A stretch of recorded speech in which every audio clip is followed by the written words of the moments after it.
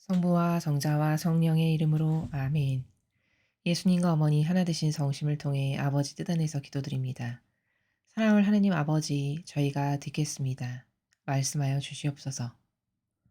또한 아버지께서 매일 가르쳐 주시는 이러한 다양한 신적인 질서가 저희들의 사고방식이 될 수 있도록 축복하시며, 아버지께서 매일 말씀하시는 회개의 은총, 그리고 인류가 계명을 지킬 수 있는 은총이 인류에게 임할 수 있도록 아직 깨닫지 못한 모든 이들의 영안을 열어주시옵기를 또한 갈망으로 청원드립니다. 이 모든 기도 우리 주 예수 그리스도의 이름으로 기도드리나이다. 아멘. 성부와 성자와 성령의 이름으로 아멘. 안녕하십니까? 하나님의 뜻 성교의 피아수녀입니다. 오늘은 성경 말씀을 통해서 아버지께서 어떠한 신적인 나라에 대해서 가르쳐 주실지 기대하면서 여러분들과 함께 학습해 보도록 하겠습니다. 2021년 11월 8일 연중제 32주간 월요일입니다. 제일독서 지에서 1장 1절에서 7절까지 말씀입니다. 세상의 통치자들아 정의를 사랑하여라. 선량한 마음으로 주님을 생각하고 순수한 마음으로 그분을 찾아라. 주님께서는 주님을 시험하지 않는 이들을 만나주시고 주님을 불신하지 않는 이들에게 주님 자신을 드러내 보이신다. 비뚤어진 생각을 하는 사람은 하느님에게서 멀어지고 그분의 권능을 시험하는 자들은 어리석은 자로 드러난다. 지혜는 간악한 영혼 안으로 들지 않고 죄의 얽매인 육신 안에 머무르지 않는다. 가르침을 주는 거룩한 영은 거짓을 피해가고 미련한 생각을 꺼려 떠나가 버리며 불의가 다가옴을 수치스러워한다. 지혜는 다정한 영, 그러나 하느님을 모독하는 자는 그 말에 책임을 지게 한다. 하느님께서 그의 속 생각을 다 아시고 그의 마음을 사사시 들여다보시며 그의 말을 다 듣고 계시기 때문이다. 온 세상에 충만한 주님의 영은 만물을 총괄하는 존재로서 사람이 하는 말을 다 안다. 주님의 말씀입니다. 하느님 감사합니다.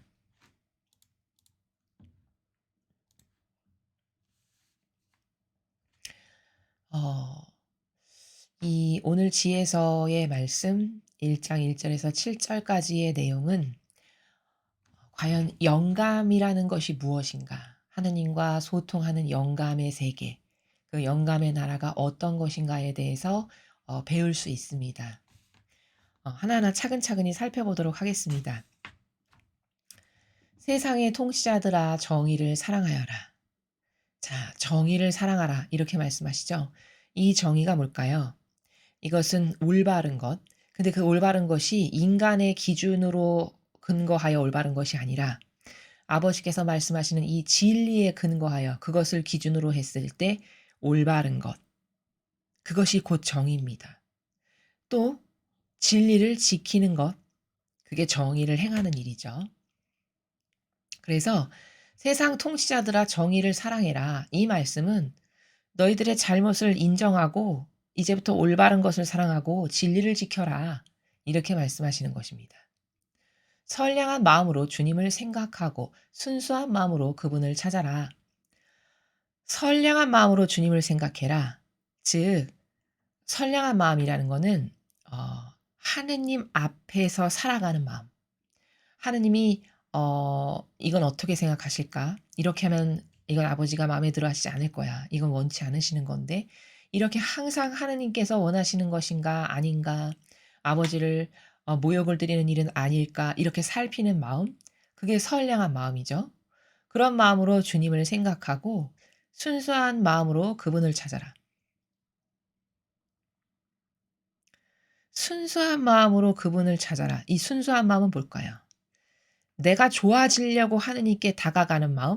그거는 순수한 마음이 아닙니다. 그쵸? 내가 좋아지기 위해서 내가 원하는 걸 얻으려고 뭔가 그런 사욕과 욕망을 가지고 다가가는 것은 순수한 것이 아니죠. 그러니까 그런 자기 배제, 자기가 원하는 것을 얻기 위해서 다가가지 않는 그런 마음, 자기 배제로 하느님께 다가가는 마음, 그 마음이 순수한 마음입니다. 주님께서는 주님을 시험하지 않는 이들을 만나 주시고 주님을 불신하지 않는 이들에게 주님 자신을 드러내 보이신다. 자, 그러니까 하느님을 만날 수 있는데 누구나 다 어떤 사람을 아버지는 만나 주시냐면 시험하지 않는 이들을 만나 주신대요. 그러니까 시험하지 않는 자는 어떤 사람이라면 하느님께 대한 절대 믿음과 신뢰로 가득한 사람. 그런 사람은 시험하지 않겠죠, 주님을. 요거 이렇게 하면 들어주실까? 이렇게 하면 혹시 될까? 뭐 이런 건 시험하는 마음이죠. 그런 마음은 안 만나 주시고 실 어떤 신뢰와 믿음이 확고한 그런 영혼들이 시험하지 않는 이들인데 그들을 만나 주시고 또 하지 않는 이들에게 드러내 보이신대요. 그렇겠죠. 불신하지 않는 것 역시 신뢰하지 않는 거죠. 아니 나를 믿지도 않는 사람에게 인간도 다가가기 싫죠. 가서 손 내미는 건 더더욱 싫고요. 하느님도 물론 자비하시지만 불신하지 않는 사람에게 드러내 보이시는 그런 영광을 나타내시지 않는다는 거죠. 삐뚤어진 생각을 하는 사람은 하느님에게서 멀어지고 자, 삐뚤어진 생각을 하는 사람은 누굴까요?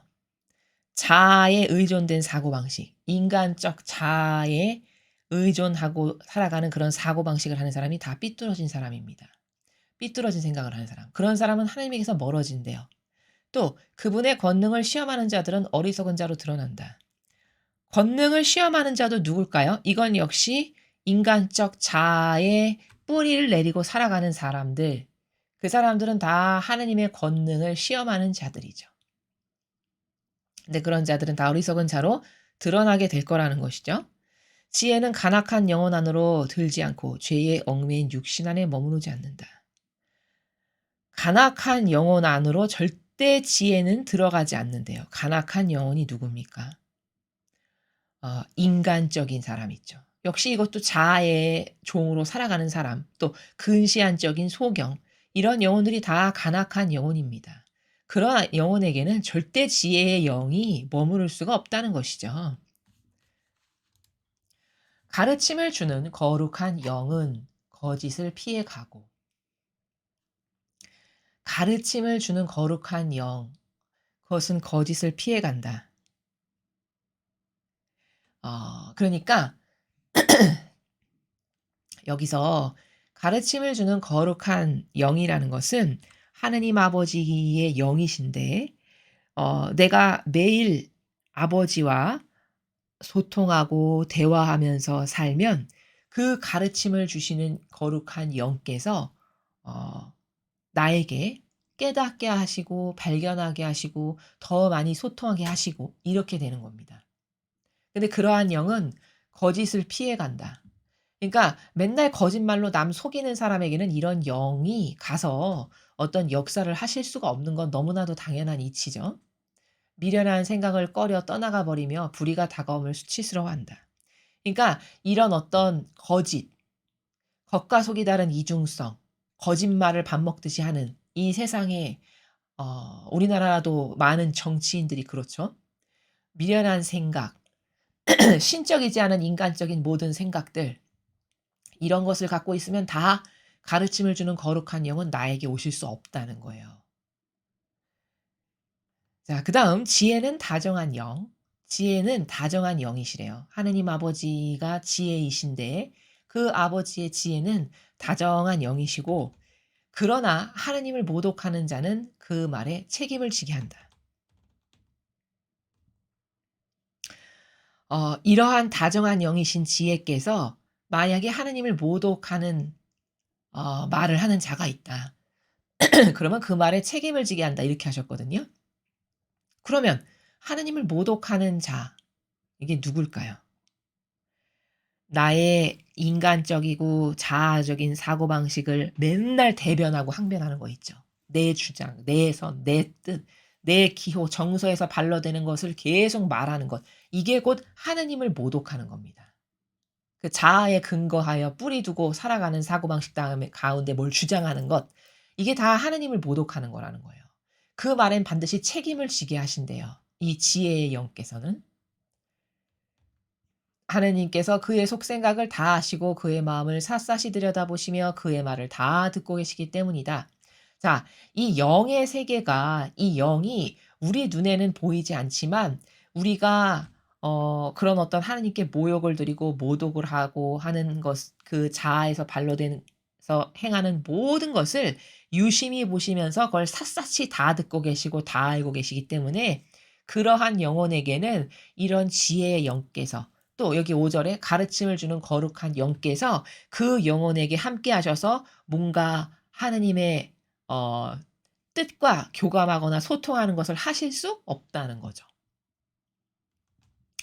온 세상에 충만한 주님의 영은 만물을 총괄하는 존재로서 사람이 하는 말을 다 안다. 그러니까 온 세상에 충만한 주님의 영, 바로 이게 우리가 이야기하는 성령 하느님이세요. 어 그리고 제가 서두에 말했던 영감이라고 표현했던, 바로 영감이라고도 표현할 수 있고 성령 하느님이라고도 표현할 수 있는 그 나라가 여기서는 온 세상에 충만한 주님의 영, 이렇게 표현한 겁니다. 온 세상에 충만한 모든 온 우주 만물에 다 계시는 그 아버지의 뜻, 그 지혜, 그 성령 하느님의 영께서는 만물을 총괄하는 존재, 당연하죠. 아버지가 지으셨고 아버지가 다스리시고 모든 것을 아버지께서 통치하시니까 미치지 못하는 곳이 한 군데도 없는 것이 너무 당연하죠. 그리고 그 영께서는 영의 차원에 계시기 때문에 우리야 보이지 않아서 소경이지만 그 영의 차원에서 모든 것을 다스리고 지배하시고 총괄하시는 아버지의 영께서는 사람이 하는 말을 다 안다. 뼛속 깊이 골수에 있는 것까지 다 알고 계신다. 이렇게 말씀하시는 나라입니다. 그래서 오늘 이 일독서 지혜서의 내용을 지금 처음부터 끝까지 다 보았는데요.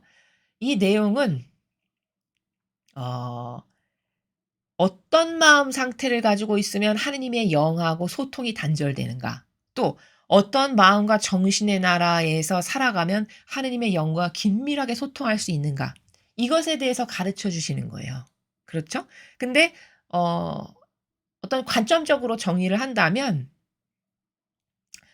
인간적이다. 일단 사람이 자아의 인간적 자아의 발로 돼서 뭔가를 거기서 아직도 단맛을 느끼면서 혹은 거기에 뿌리를 둔 근거한 사고방식을 한다. 이러면 하느님의 영감에 의해서 내가 소통하고 응답드리고 뭔가 결정하고 이런 거는 할 수 없게 됩니다. 그거는 인간적이다라고 하는 거 나라 자체가 이 영의 세계를 끊어버리는 아주 악 중에서도 악이에요, 인간적이라는 거는.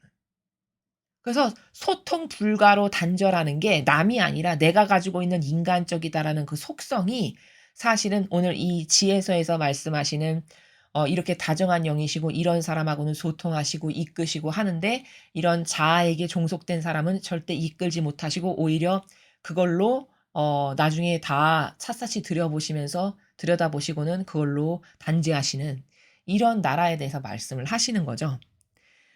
그래서 '하느님과 대화하고 싶다 내가. 그 영감의 나라에서 아주 긴밀하게 소통하고 싶다.' 그러면 오늘 지혜서에서 가르쳐 주신 것처럼 내가 하느님의 뜻, 그 진리에만 의탁돼 있고 단순하고 순수하고 절대성과 유일성 이런 속성으로 내가 다시 태어나지 않으면, 그러면은 이 영의 나라에서 영감으로 소통하는 것을 할 수 없게 된다는 점.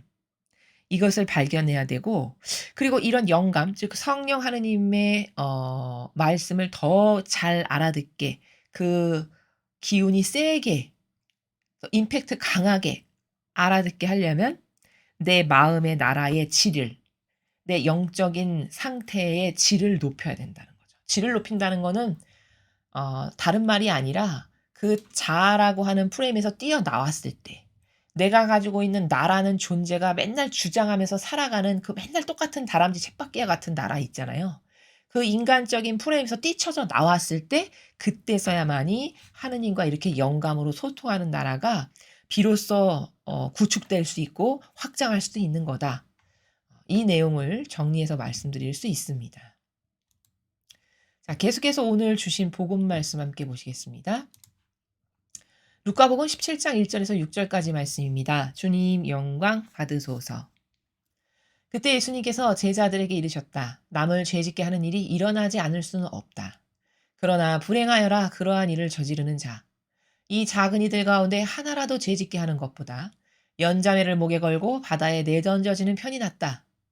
너희는 스스로 조심하여라. 너의 형제가 죄를 짓거든 꾸짖고 회개하거든 용서하여라.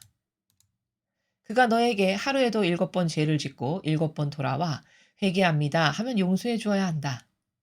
사도들이 주님께 저에게 믿음을 더하여 주십시오 하고 말하였다.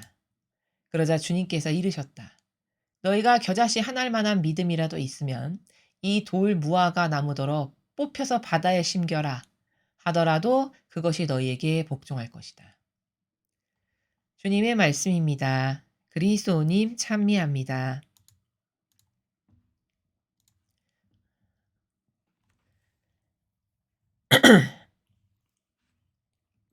첫 번째 줄을 보시면요. 예수님께서 지금 말씀하시기를 남을 죄짓게 하는 일이 일어나지 않을 수는 없다. 그러나 불행하여라. 그러한 일을 저지르는 자. 자, 이게 누구를 두고 하시는 말씀이실까요? 이게 바리사 율법학자들을 두고 하시는 말씀이세요. 그러니까 무슨 말씀이시냐면 죄짓게 하는 일이 일어나지 않을 수는 없다. 그럼 누구죠? 남을 죄짓게 한다는 건 일단 가르치는 사람을 두고 하는 말씀이에요. 그렇죠. 아무도 안 가르치는데 남을 죄짓게 하는 영향력을 끼칠 게 없잖아요. 그러니까 남을 죄짓게 한다는 건 영향력을 끼치는 위치에 있는 사람을 두고 하시는 말씀이죠, 일단. 그렇죠? 그러니까 이 시대는 바리사 율법학자입니다. 오늘날로는 이교도 교회에 수많은 높은 직함과 권한을 가진 자원한 봉사자들 있죠. 그들이 다 남을 죄짓게 하는 위치에 있는 자들이에요. 근데 인간이란 존재가 부족하다 보니 부족한 한계로서 남을 가르치다 보면 전하다 보면 부족한 부분이 있을 수밖에 없다는 거예요.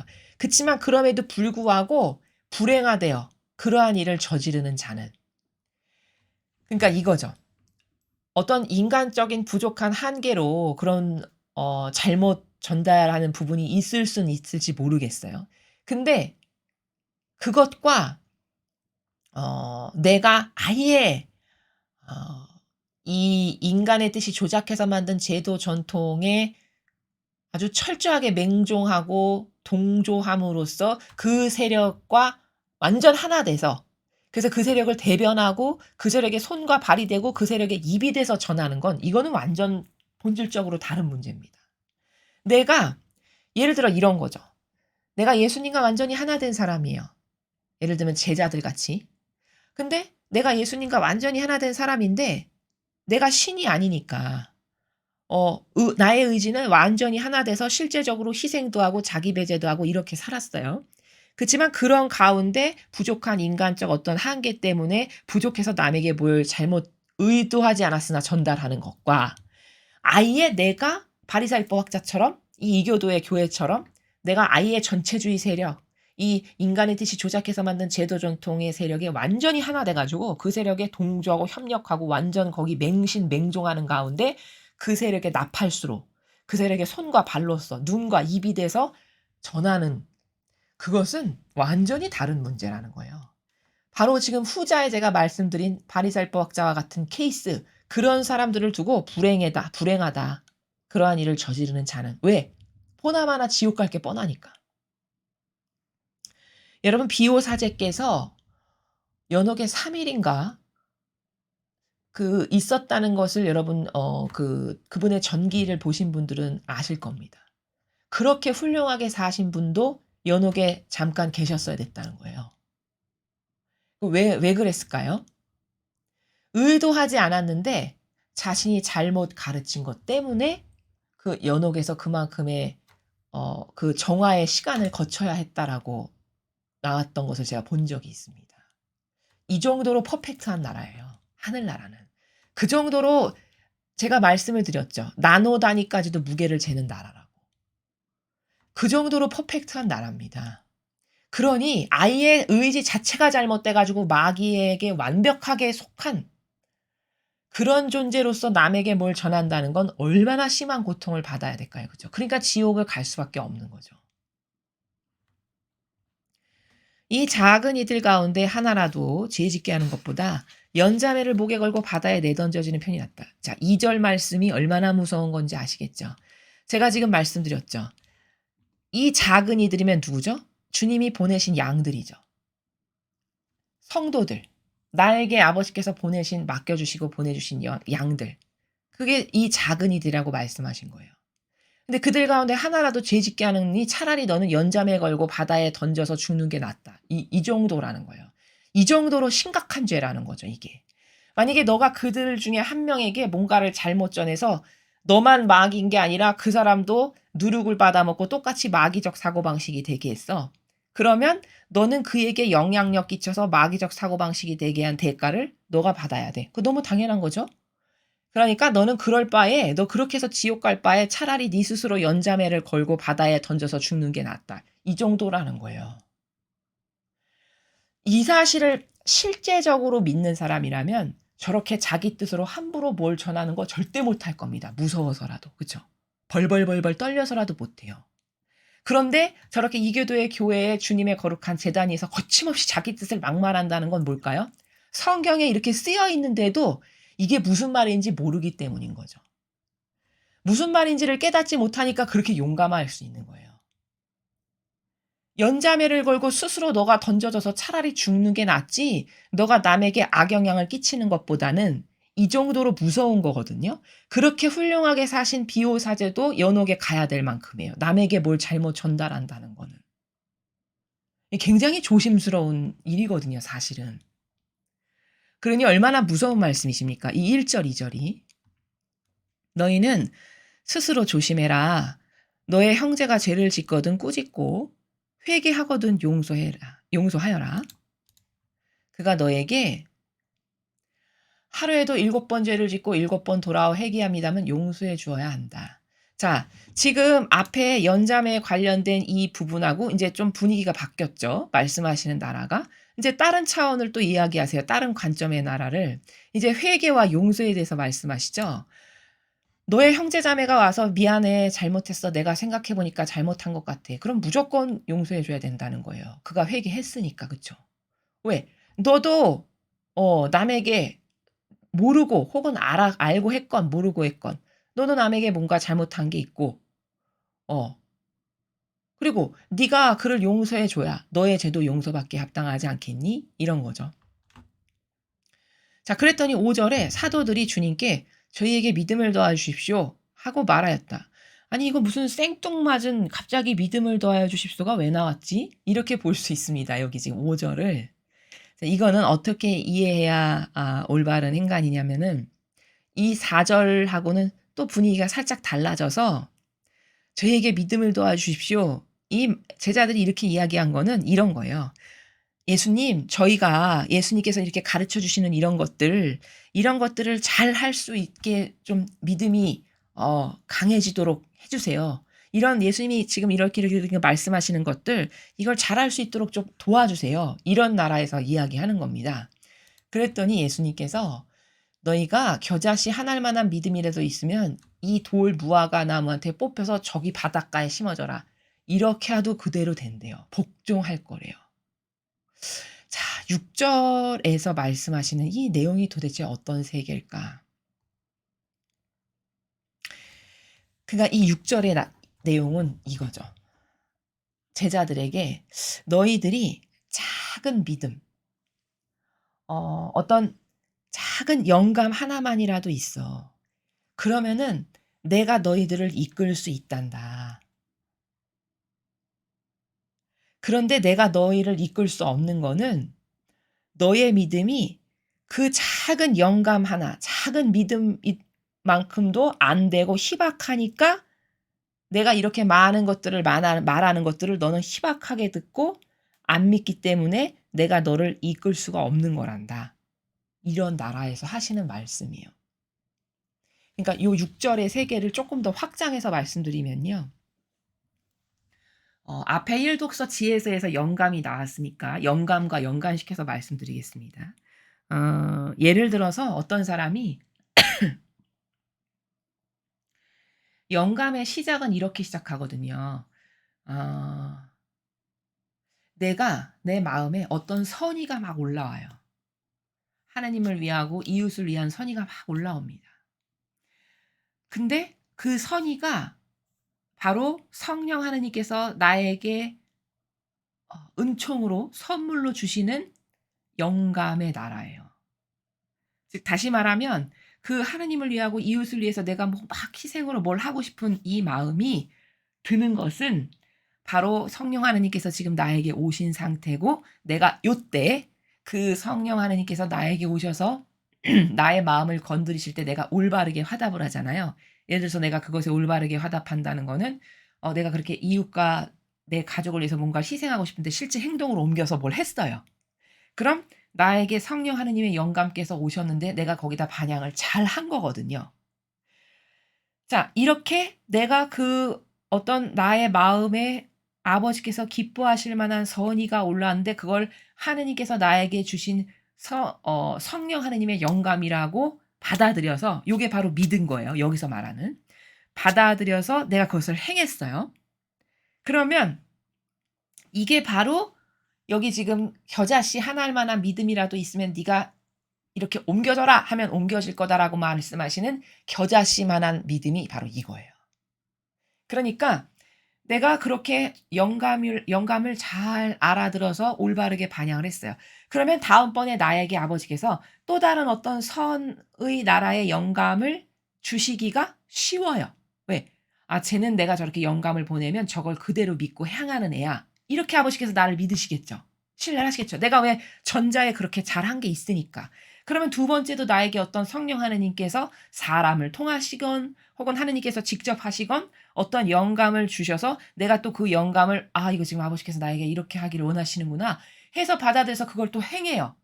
그러면 그렇게 행할 때마다 내가 올바르게 반영할 때마다 내 마음의 나라 안에 성령 하느님께서 살아가실 영역을 이렇게 확장시켜 드리는 거예요. 즉 영감의 세계가 점점 커지는 거죠.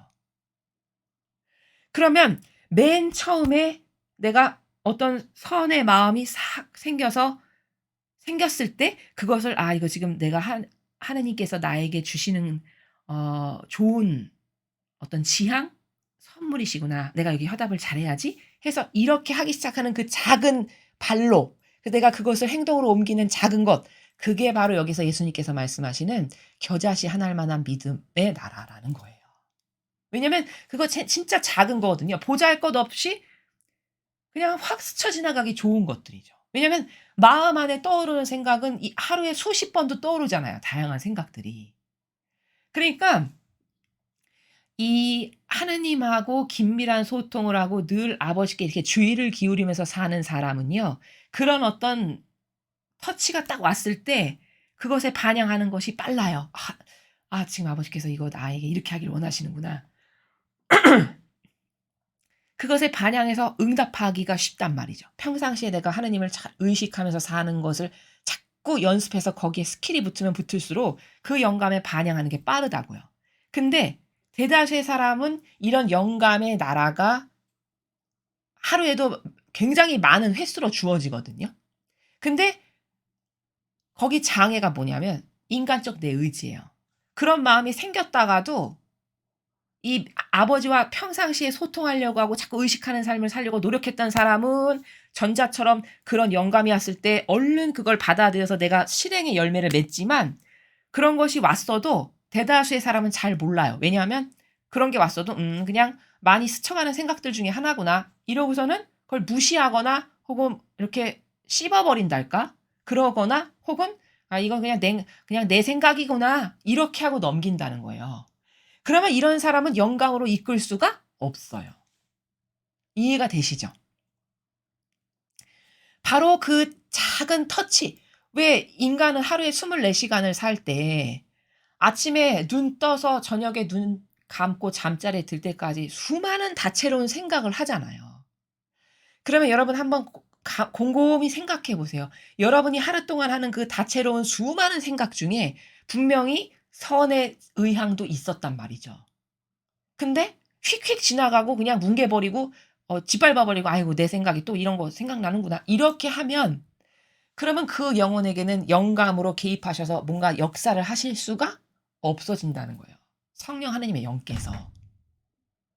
그러니까 이때도 또 에러가 뭐냐, 그 내 뜻이 또 에러예요. 그 인간적이라고 하는 속성이 그 영감의 나라를 확장시키지 못하게 하는 에러라고요. 이해가 되시죠? 그러니까 지금 예수님께서 6 절에서 말씀하시는 이 나라는 이 행간의 나라는 이 정신 세계는 뭐냐면 네가 겨자씨 엄청 쬐끄맣죠.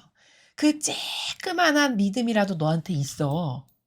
그러면은 "이 나무더러 뽑혀서 저기 심겨라." 이렇게 해도 네 말대로 될 거야. 이 말은 이 정신 세계를 말씀하시는 건데 이건 어떤 정신 세계냐면은 너에게 하느님이 뭔가 작은 어떤 별것 아닌 마음에 이렇게 일렁임 하나 툭 던지시는 게 선한 지향을 갖게 하는 그런 거거든요.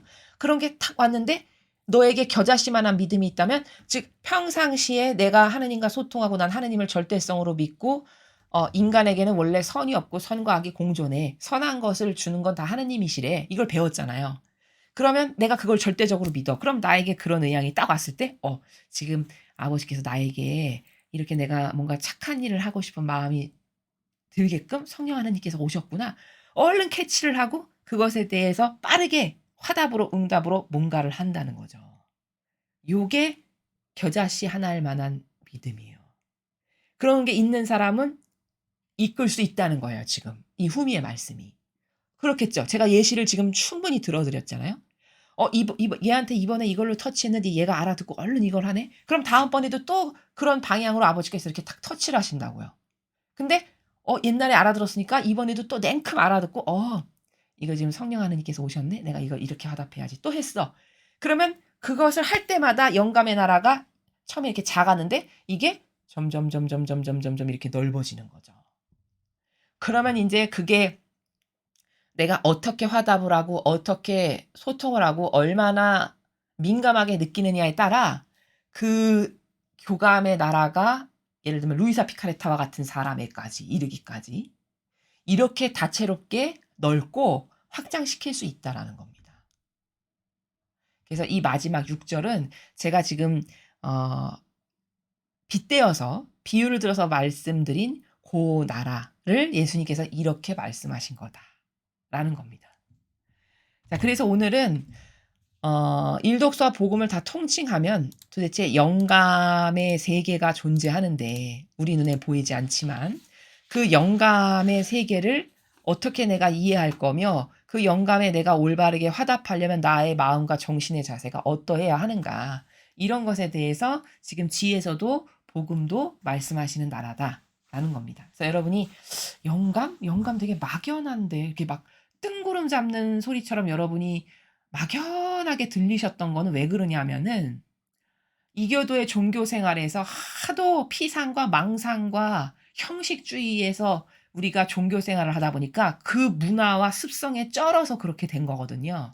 근데 누누이 말씀드리지만 이 신앙이라는 거는 과학만큼 정확한 거예요. 팩트와 진실과 사실로 모든 것을 다 입증할 수 있는 세계지 그렇게 망상가나 몽상가처럼 막연하게 마치 저기 뜬구름 위에 산신이 앉아 있어서 수십 년 동안 가부좌를 틀고 이렇게 있어야 뭔가를 깨닫는 이런 나라가 아니라는 겁니다. 그건 착각이고 오해고 망상이에요.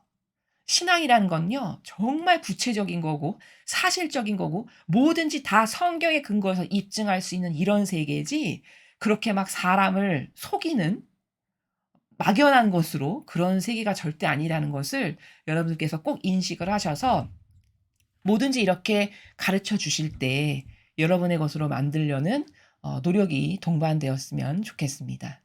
이상으로 2021년 11월 8일 연중제 32주간 월요일 복음 해설을 마치겠습니다. 감사합니다.